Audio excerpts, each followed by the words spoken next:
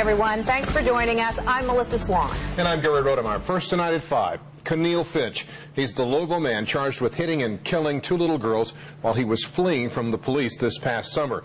And in fact, he had already gotten a break from Kentucky's prison system. WHAS 11 News has learned that Keneal Finch's first prison sentence was cut short by the state's new controversial early release policy. Finch's case may now be Exhibit A in the Attorney General's lawsuit that challenges that new policy. WHAS 11's Mark Heber joins us with our top story. It is a WHAS 11 exclusive. Mark? Well, first, let's make clear that Keneal Finch is still behind bars awaiting trial for the July murders of 2 little girls he struck while they were crossing the street near U of L. Finch was a parole violator with a long list of criminal charges when police finally caught him after that hit and run. Little did Finch know what a break he was about to get from the state prison system. Commonwealth's attorney David Stengel is outraged and says you should be too.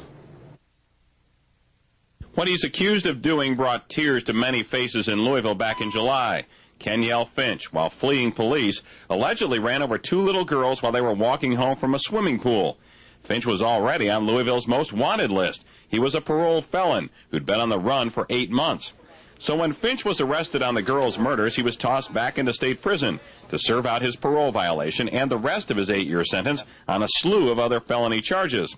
Except that 12 days later, the state gave Finch credit for 692 days, nearly 2 years' worth of so-called street credit for the time he was on parole and not convicted of any new crime.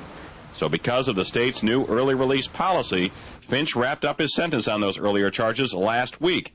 Commonwealth's attorney David Stengel can't believe it. My God, they should be outraged. I mean, you've got 2 children who are dead because this guy is a runner. He runs from the police every time he's out. And then this program put him back out. Finch is still locked up. Even though he got out of prison, he was transferred to the Louisville Metro Jail, awaiting trial on those new murder charges involving 5-year-old Claudia Wadlington and 4-year-old Riley Lawrence. If he makes bond, Finch would be back on the street. And there should be provisions in this system that the Department of Justice has set up that they can make these type calculations. That's their job. They look at all these people. They decide whether to ask us to revoke on probation, so they can certainly look at this and decide whether to give that credit time rather than just say, guys, get them out of the prison however you can. Kentucky Attorney General Jack Conway is suing the state justice cabinet over its new early release policy, claiming it's putting violent offenders back on the street too soon.